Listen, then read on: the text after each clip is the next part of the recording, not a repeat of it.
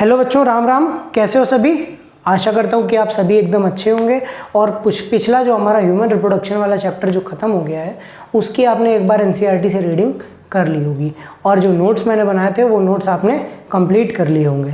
तो आज 8 नवंबर का दिन है, डेट आज 8 नवंबर है और बड़ा अच्छा दिन है। तो मेरे लिए भी इम्पॉर्टेंट है और आपके लिए भी इम्पॉर्टेंट है, क्योंकि आज रिप्रोडक्टिव हेल्थ जो चैप्टर है वो नया चैप्टर मैं शुरू करने जा रहा हूँ। ठीक, तो रिप्रोडक्टिव हेल्थ जो चैप्टर है वो आपकी 12th क्लास की एनसीईआरटी में इंक्लूड किया गया, क्योंकि अब आप उस समाज का हिस्सा बनने वाले हैं जो कि अब आप भी एक तरह से एडल्ट होने वाले हैं और फ्यूचर में आप शादी करेंगे और आपको इन सब चीज़ों की जानकारी अब होनी चाहिए। इसलिए इसे as a teenage student आपको पढ़ना चाहिए और इसको अच्छे तरीके से इसका प्रयोग करके, इसको यूज़ करके, इसका अच्छे तरीके से उपयोग करके आपको अपने जीवन को सफल बनाना चाहिए। ठीक है, तो इसलिए ये चैप्टर आपके एनसीईआरटी में रखा गया है। तो इस चैप्टर में जो जो बातें लिखी गई थी वो शुरुआत की बातें केवल थ्योरी बेस्ड थी और थ्योरी बेस्ड जो बातें, अच्छा, इस चैप्टर को ख़त्म करने में मैं लगभग वही 6 लेक्चर लूँगा, ऐसे ही 15-15, 20-20 मिनट के। अच्छा, लोगों की रिक्वेस्ट आ रही है कि मैं क्लास के दौरान क्यों नहीं लिखता हूँ, ये सब पहले से क्यों लिख के रखता हूँ। भैया रीज़न है, वीडियो लंबी हो जाएगी। इतनी चीज़ अगर मैं आपके सामने लिखूँगा बताते समय तो ये आधे घंटे से 45-40 मिनट की भी वीडियो हो सकती है। वैसे आज तो बोर्ड भी कम भरा है तो आधे घंटे की हो जाएगी, नहीं जब पूरा बोर्ड भरेगा तो फिर वो 45 मिनट की वीडियो हो जाएगी, तो वो हेक्टिक होगा आपके लिए भी पढ़ना। तो इसलिए मैं पहले प्रिपरेशन कर लेता हूँ, वो बातें आपको समझा देता हूँ जो लिख रखी हैं। ठीक है, इस ये कारण है कि मैं बोर्ड पे पहले आपके सामने नहीं लिखता, लेकिन हाँ, कुछ बातें जो आपको समझाने योग्य होती हैं वो मैं लिख भी देता हूँ। ठीक, तो आज हम बात करने जा रहे हैं रिप्रोडक्टिव हेल्थ चैप्टर की।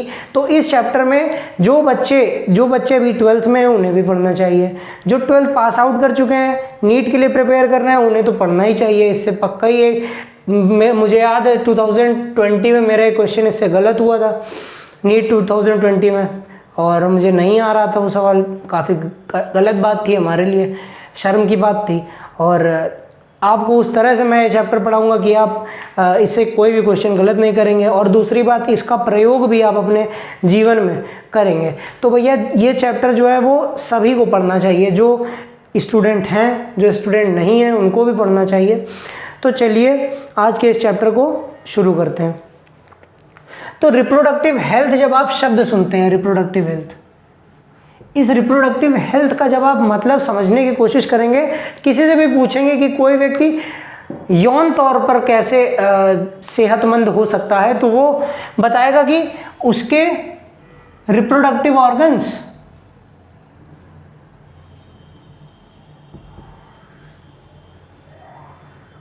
सही से काम कर रहे हो, बेबी प्रोड्यूस करने में सक्षम हो, तो वो रिप्रोडक्टिवली हेल्दी है। जबकि ये गलत बात है, ऐसा नहीं है। WHO जो वर्ल्ड हेल्थ ऑर्गेनाइजेशन है, यूएनओ की एक संस्था है, यूनाइटेड नेशंस ऑर्गेनाइजेशन की, तो वर्ल्ड हेल्थ ऑर्गेनाइजेशन की रिनाउंड इंस्टीट्यूट, रिनाउंड संस्था है, रिनाउंड ऑर्गेनाइजेशन है, इसने बोला कि total wellbeing in all aspects of reproduction, मतलब केवल फिजिकली आपको रिप्रोडक्टिवली हेल्दी होना रिप्रोडक्टिव हेल्थ का साइन नहीं है, इसके अलावा आपको इमोशनल, बिहेवियरल और सोशल तौर पे भी रिप्रोडक्टिवली हेल्दी होना चाहिए। फिजिकल, इमोशनल, बिहेवियरल और सोशल। फिजिकल तो आप मान लीजिए रिप्रोडक्टिव ऑर्गन सही हैं आपके, तो आप फिजिकली तो रिप्रोडक्टिवली हेल्दी हैं, बट इमोशनल आप अपने पार्टनर से बॉन्डिंग नहीं कर पा रहे हैं, इमोशनली अटैच्ड नहीं हैं, तो भैया आप रिप्रोडक्टिवली हेल्दी नहीं हैं। ठीक, बिहेवियरल तौर पे आप अच्छे नहीं हैं, आपके लिए मैटर ही नहीं कर रहा कि आपका पार्टनर क्या, कैसा कुछ क्या, तो आप बिहेवियरल तौर पे रिप्रोडक्टिवली हेल्दी नहीं है। सोशली आपको हेल्दी होना पड़ेगा। आजकल आप देखते होंगे कि आए दिन आप देखते हैं कि शोहदों ने की छेड़खानी, तो भैया ये सोशली कहाँ से आप हेल्दी हो गए अगर आप ये छेड़खानी वाले काम कर रहे हैं, या गैंग रेप जो हो रहे हैं, ये सोशली रिप्रोडक्टिवली अनहेल्दी होने का ही एक साइन है। फिजिकली तो वो बंदा हेल्दी है, फिजिकली तो वो इस बात में समर्थ है कि वो किसी का रेप कर सके, पर क्या वो सोशली हेल्दी है? जी नहीं। तो WHO जो है वो ऑल एस्पेक्ट ऑफ रिप्रोडक्शन में आपको हेल्दी होने की सलाह दे रही है, तभी आप रिप्रोडक्टिवली हेल्दी हैं। कैसे? फिजिकली आप हेल्दी हो, इमोशनली आप हेल्दी हो, बिहेवियरली तौर पे आप सेक्सुअली हेल्दी हो, और सोशली तौर पे भी आप सेक्सुअली हेल्दी हो। अब आपसे बात करेंगे कि अगर ये सारे एस्पेक्ट्स आपने फॉलो किए और इन सारे एस्पेक्ट्स में आप अच्छे तरीके से आप हेल्दी हैं, तभी आप रिप्रोडक्टिवली हेल्दी हैं। और इसके बाद इसके आगे अगर बढ़ेंगे, अगर पूरा समाज ऐसा हो जाए, तो आप एक बार कल्पना करके देखिए, ये जो रेप केसेस आ रहे हैं, ये जो केसेस आ रहे हैं, ये सभी भारत से और बल्कि समाज से, अपने दुनिया से हट जाएंगे। कितना अच्छा समाज होगा, कितना सुंदर समाज होगा। तो भैया इंडिया जो था वो शुरुआती कंट्रीज जिन्होंने एक्शन प्लान लिया किसके अगेंस्ट, रिप्रोडक्टिवली हेल्थ के को इनिशिएट करने के लिए जो एक्शन प्लान इनिशिएट किया, उनकी शुरुआती कंट्रीज में इंडिया था। ठीक है, नेशनल लेवल पे इन्होंने शुरू किया और इसको क्या कहा गया? फैमिली प्लानिंग कहा गया। क्या कहा गया? फैमिली प्लानिंग, यानी परिवार नियोजन कहा गया। कब कहा गया? 1951 में। तब भैया इतने ब्रॉड एस्पेक्ट में हमने बात नहीं की थी। अब जैसे जैसे हम फर्दर बढ़े तो हमारे पास और भी कई टर्म्स आ गए, जैसे RCH। इसका फुल फॉर्म आपको पता होना चाहिए, आपसे पूछा जा सकता है, reproductive and child health care programs. इसमें फैमिली प्लानिंग तो इंक्लूड हो ही गई, साथ में चाइल्ड हेल्थ, बच्चा जो नवजात है उसके साथ किस तरह बिहेव करना चाहिए, उसको किस तरह से उसका लालन पालन होना चाहिए, ये बातें RCH ने बताई हमें, जो फैमिली प्लानिंग में मिसिंग थी। ठीक, तो RCH जो है ये 2000 के बाद लगभग शुरू हुआ और इसमें बताया क्या? Reproductive and child health care programs. ठीक, किस लिए था? टू अवेयर पीपल, लोगों को जागरूक करने के लिए। अब जागरूक करने के लिए जो सरकार थी या जो NGOs थे, उन दो लोगों ने जागरूक करने का जिम्मा उठाया। किन दो लोगों ने? गवर्नमेंट ने और NGO, यानी कि नॉन गवर्नमेंटल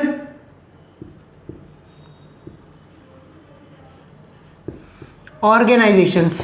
ठीक, नॉन गवर्नमेंटल ऑर्गेनाइजेशन जो NGOs थे, देख लेना भैया, लिख लेना इसको।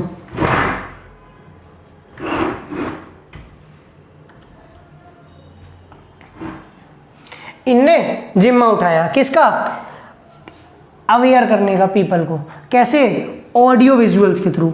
आप सुनते होंगे रेडियोज पे, टीवीज पे कि 1-3-2 ऐसा एक ऐड आता था कि पहले और दूसरे बच्चे के बीच में 3 साल का गैप होना चाहिए। इस तरह की जो ये reproductive and child health care program से रिलेटेड जो एडवर्टिजमेंट थे, वो इन्होंने ऑडियो विजुअल्स के थ्रू कहाँ पर देना शुरू किया? रेडियो में और टेलीविजन में। ठीक, आज सोशल मीडिया पे भी इस तरह की चीज़ें भारत सरकार कर रही है। प्रिंट मीडिया यानी न्यूज़पेपर्स के थ्रू, न्यूज़पेपर में आप देखते होंगे कि बच्चों को टीका लगवाने जाना है, तो वो उसके लिए मिशन इंद्रधनुष निकल रहा है। तो ये सब न्यूज़पेपर में आपके निकल रहा है। क्यों निकल रहा है? जिससे कि आप भैया अपने बच्चे को रिप्रोडक्टिवली और अपने बच्चे को हेल्दी रख पाएँ। चाइल्ड हेल्थ यहाँ पर आ गई मिशन इंद्रधनुष में, और जो परिवार नियोजन था उसमें आप स्वयं रिप्रोडक्टिवली हेल्दी हो, आपको STDs वगैरह ना हो। ठीक है, इसके बाद अब इसको सिखाने के लिए गवर्नमेंट और NGOs ने ऑडियो विजुअल्स और प्रिंट मीडिया का तो सहारा लिया ही लिया। ठीक, साथ में भैया, लेकिन आपको अगर आप सेक्सुअली एजुकेटेड होना चाहते हैं, आपको रिप्रोडक्टिव एजुकेशन यानी सेक्स एजुकेशन चाहिए, तो इसके लिए आपको कुछ 4 लोग ऐसे हैं जो आपको इस चीज़ में सहायता कर सकते हैं। कौन? पेरेंट्स, ठीक, क्लोज रिलेटिव्स, टीचर्स, जैसे मैं आपको बता रहा हूँ, टीचर्स और फ्रेंड्स।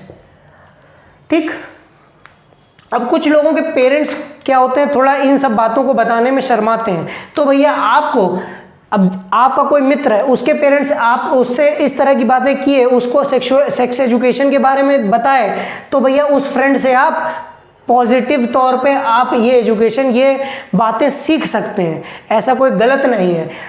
क्या काम है इनका? डिसेमिनेट द इंफॉर्मेशन, मतलब इंफॉर्मेशन को फैलाना। ठीक है, इसके बाद अब ये जो देखिए, ये ये तो थी ही। अब आपको जो चैप्टर ये रिप्रोडक्टिव हेल्थ वाला पढ़ाया जा रहा है, पेरेंट्स और क्लोज रिलेटिव्स तो आपको बता ही रहे हैं। अब ये जो रिप्रोडक्टिव हेल्थ चैप्टर आपको पढ़ाया जा रहा है, ये क्या है, एक हिस्सा है introduction of sex education in schools का। ठीक, आप अभी मान लीजिए 12th क्लास में है, आपको ये सेक्स एजुकेशन दी जा रही है। क्यों दी जा रही है? राइट इन्फॉर्मेशन आपको पता हो।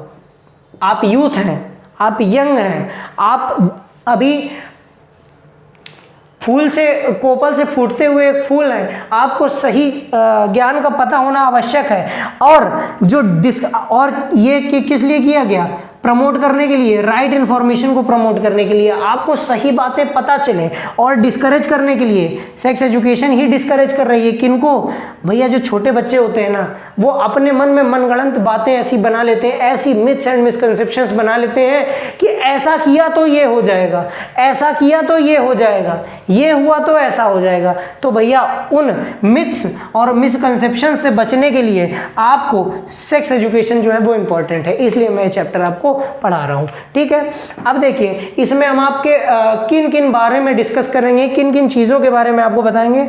रिप्रोडक्टिव ऑर्गन्स के बारे में बताएंगे, मतलब मेल और फीमेल रिप्रोडक्टिव ऑर्गन्स के बारे में मैंने चैप्टर 3 में बात कर दी है। जिन्होंने नहीं देखा है वीडियो, वो जा करके ह्यूमन रिप्रोडक्शन चैप्टर 2 में बात कर दी है, ह्यूमन रिप्रोडक्शन देखें जा करके वो chapter. Adolescence and related changes के बारे में, एडोलिसेंस एंड रिलेटेड चेंजेस, जैसे ये भी बताया था मैंने वहाँ, बच्चा बड़ा हुआ, अब देखिए मेल है तो उसके शोल्डर्स ब्रॉड हो जाएंगे, फीमेल है तो उसका ब्रेस्ट इनलार्ज हो जाएगा। ठीक है, अच्छा मेल है तो उसका एडम्स एप्पल बाहर आएगा, बियर्ड और मस्टैच आ जाएगी।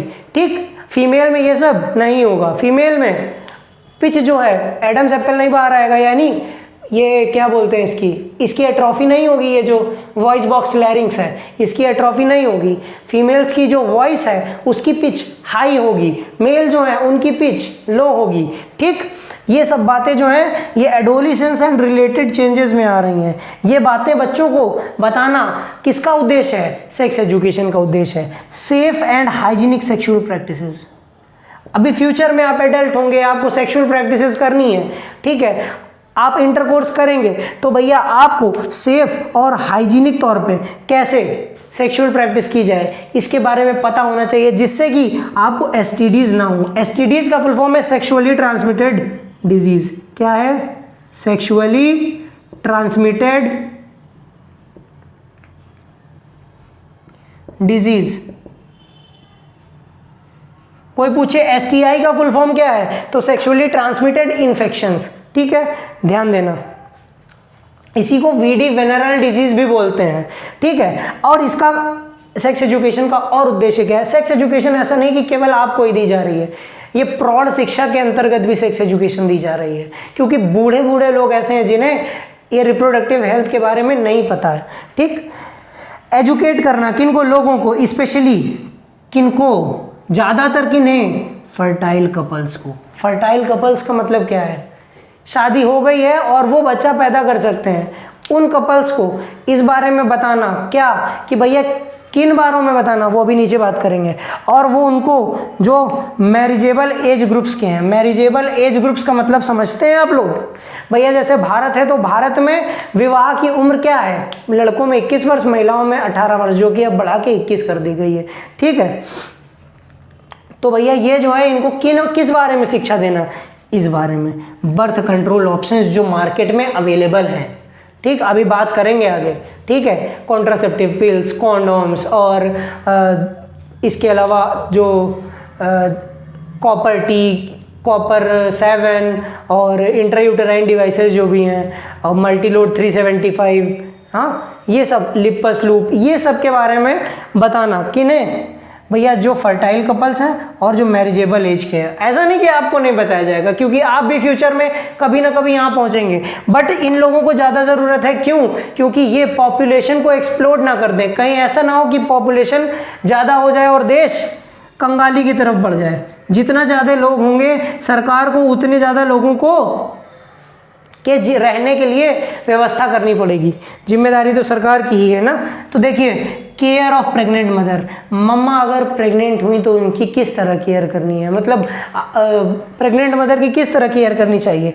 पोस्टनेटल, बच्चा पैदा हो गया उसके बाद मदर और चाइल्ड यानी बच्चे और जच्चा और बच्चा दोनों की किस तरह से केयर की जाए, ठीक। इंपॉर्टेंस ऑफ ब्रेस्ट फीडिंग, बहुत इंपॉर्टेंट बात है। हर लगभग आप देखते होंगे तो डीडी नेशनल चूंकि सरकारी चैनल है उस पर तो कई बार ये ऐड आते हैं कि बच्चे को पहला पीला गाढ़ा दूध पिलाएं, उसको नहलाएं नहीं सीधे, ये सब बातें आती हैं, ठीक, 24 घंटे तक। इसके बाद equal opportunities to girls and boys, इसके भी एड्स आते हैं, इसके भी एडवर्टीजमेंट आते हैं। अच्छा, जैसे भारत देश है, भारत देश एक पैट्रियार्कल सोसाइटी में रह रहा है, ठीक है, तो यहाँ पर क्या होता है कि बच्चियाँ जो हैं उन्हें खाने को कम दिया जाता है। गाँव घर जो पुराने विचारधारा के हैं उनमें आज भी ऐसा होता है कि जेंडर डिस्क्रिमिनेशन को किया जाता है। शहरों में कुछ जो मेट्रो सिटीज़ हैं वहाँ पर तो मैं ऐसा नहीं देखता हूँ, लेकिन फिर भी आज भी गाँव में ऐसा है कि दाल बनी तो महिलाओं को कम दी जाएगी, जो बच्चियां हैं उन्हें कम दी जाएंगी,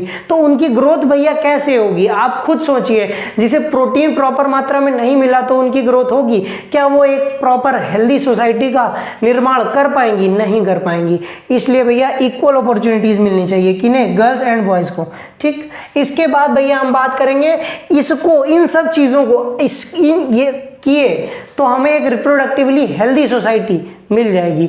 और इसको अचीव करने के लिए, रिप्रोडक्टिव हेल्दी सोसाइटी को अचीव करने के लिए हमें क्या चाहिए? हमें चाहिए बहुत स्ट्रॉन्ग इंफ्रास्ट्रक्चर। एक ऐसा इंफ्रास्ट्रक्चर चाहिए जिसमें कई लोग हों जो आपको जाकर के घर घर जाकर के बताएं। एक ऐसा मीडिया चाहिए जो रेगुलर प्रिंट मीडिया के थ्रू, या ऐसा मीडिया चाहिए जो रेगुलर ऑडियो विजुअल्स के थ्रू आप तक ये हमारी बातें, मतलब गवर्नमेंट की बातें पहुंचाए। जैसे ये सोशल मीडिया है, यूट्यूब के थ्रू हम आप तक पहुंच रहे हैं, आपसे इंटरेक्ट कर रहे हैं, आपको बता रहे हैं कि क्या सही है क्या गलत है। तो ये सब होना चाहिए। इसके लिए स्ट्रॉन्ग इंफ्रास्ट्रक्चर होना चाहिए, प्रोफेशनल एक्सपर्टीज होनी चाहिए, मतलब समझ रहे हैं आप? ऐसे लोग, ऐसे प्रोफेशनल लोग जिन्हें इस मामले में एक्सपर्टीज हो, जो ये बात जानते हो कि ये क्या है, कैसे हो रहा है, कैसे हम आपको समझा पाएं, जिनका काम ये समझाना, जैसे हम टीचर हैं, हम आपको समझा रहे हैं, तो ये प्रोफेशनल एक्सपर्टीज वाले लोग चाहिए। मटेरियल सपोर्ट चाहिए। मटेरियल सपोर्ट का मतलब समझ रहे हैं? गांव घर में पैसा ही नहीं है, कोई मान लीजिए आप बैरियर मेथड बताए, बैरियर मेथड में कॉन्डम्स हैं, कॉन्डम्स का वितरण सरकार करती है, पीएचसी में जाइए आपको मिल जाएंगे, ठीक है। तो भैया ये मटेरियल सपोर्ट आपको करना पड़ेगा, तभी भैया क्या होगा, आप इस रिप्रोडक्टिवली हेल्दी सोसाइटी को अचीव कर पाएंगे। अच्छा, एमनियोसेंटेसिस एक बहुत इंपॉर्टेंट टर्म है और बहुत अच्छा तरीका है जिसको हमने बनाया था। किस लिए? एक मिनट रुकते थोड़ा। एमनियोसेंटेसिस एक इंपॉर्टेंट तरीका है जिसको हमने जेनेटिक डिसऑर्डर्स को ट्रीट करने के लिए बनाया था। देखिए ध्यान दीजिएगा, हमने बताया था आपको कि ह्यूमन जो प्लेसेंटा है उसकी 4 लेयर्स हैं, एमनियोन, कोरियोन, एलेंटॉइस और योक सैक, ठीक। ये आपका यूटेरस है,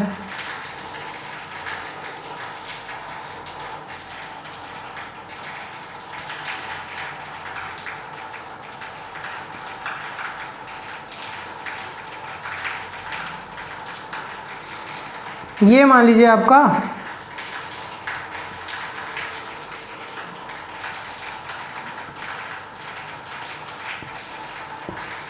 ये यूट्रस, इसमें बच्चा इम्प्लांट हो गया है, ठीक। अब ये जो बेबी है, ये बेबी ऐसे अम्बिलिकल कॉर्ड के थ्रू मम्मा से जुड़ा हुआ है। ये बेबी है, ये फीटस है, ठीक। इसके ऊपर 4 लेयर है, ठीक। तो करते क्या थे, इधर जैसे सीरिंज डाला और सीरिंज से एमनियोटिक फ्लूइड को बाहर खींच लिया, एमनियोन को में पंक्चर किया और एमनियोटिक फ्लूइड को बाहर खींच लिया। अब एमनियोटिक फ्लूइड जो हमारा इस इंजेक्शन में आ गया, इस इंजेक्शन में जो हमारा एमनियोटिक फ्लूइड आ गया, इस एमनियोटिक फ्लूइड की हम टेस्ट करते थे। ठीक, क्यों करते थे? जिससे कि इसमें देखिए इसके क्रोमोसोम्स आ जाते हैं, इसके क्रोमोसोम्स इसमें इसके सेल्स आ जाती हैं, जिस कारण इसके जेनेटिक मटेरियल भी आ जाता है। तो इससे हम चेक कर लेते थे कि बच्चे को कोई जेनेटिक बीमारी तो नहीं है। जेनेटिक बीमारी का मतलब जैसे हीमोफीलिया,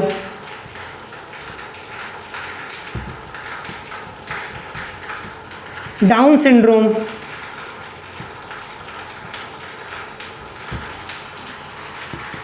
ठीक, ये सभी तो नहीं है। Haemophilia, Down syndrome, sickle cell anaemia,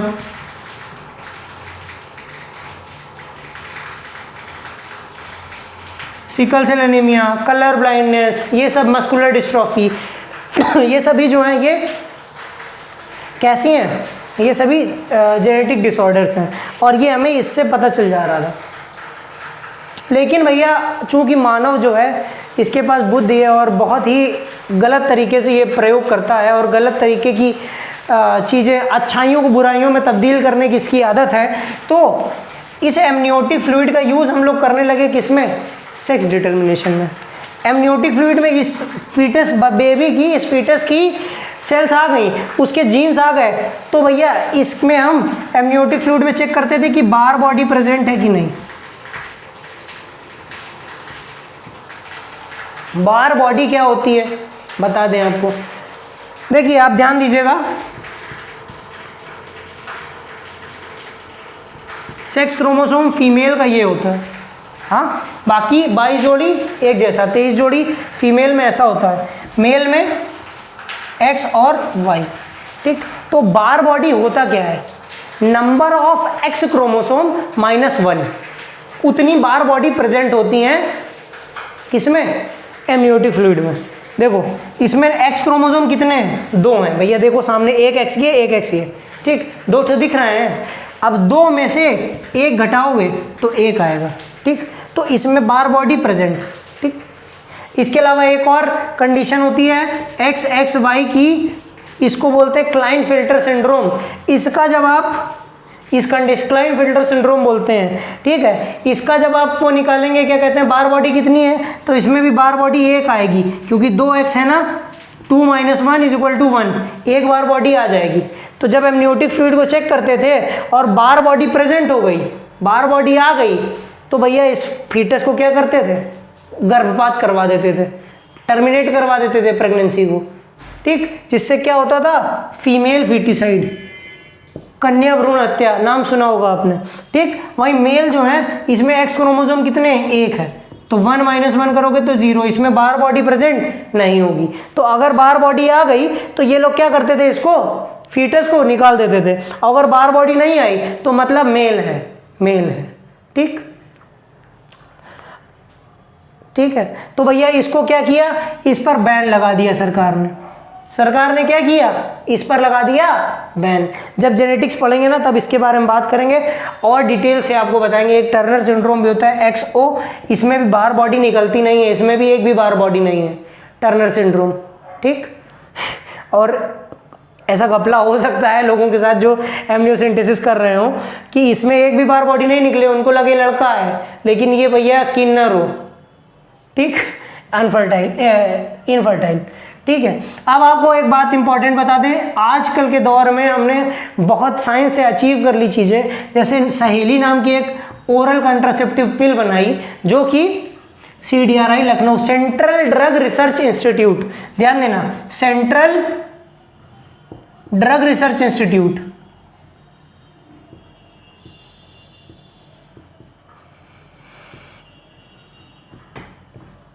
Lucknow में बनी है। ठीक, इस अच्छा ये सब इतना सेक्सुअल प्रैक्टिस, आप सेक्सुअली रिप्रोडक्टिवली हेल्दी हो जाएंगे तो भैया आप इन्फेंट मोर्टेलिटी रेट को घटा देंगे, मैटरनल मोर्टेलिटी रेट को घटा देंगे। अच्छा, स्मॉल फैमिलीज हो जाएंगी, हम दो हमारे दो टाइप की। ठीक है, और अवेयरनेस आ जाएगी किसके लिए? STDs के लिए, सेक्सुअली ट्रांसमिटेड डिजीज़ के लिए। जो भी स्क्रीनशॉट वगैरह लेना चाहें ले लें। ठीक, तो भैया आज की वीडियो में इतना ही। अगली वीडियो में हम बात करेंगे पॉपुलेशन के बारे में और बर्थ कंट्रोल के बारे में। ये टॉपिक जो है ये दो लेक्चर आपके लेगा। ठीक, आज की वीडियो से अगर आपको कोई वैल्यू मिल रही हो तो चैनल को सब्सक्राइब करें, वीडियो को लाइक करें, शेयर करें, जितना ज़्यादा से ज़्यादा हो सके इस वीडियो को हर व्यक्ति तक पहुँचाएँ, जितना ज़्यादा से ज़्यादा हो सके। ठीक है, चलिए, जय श्री राम, राधे राधे।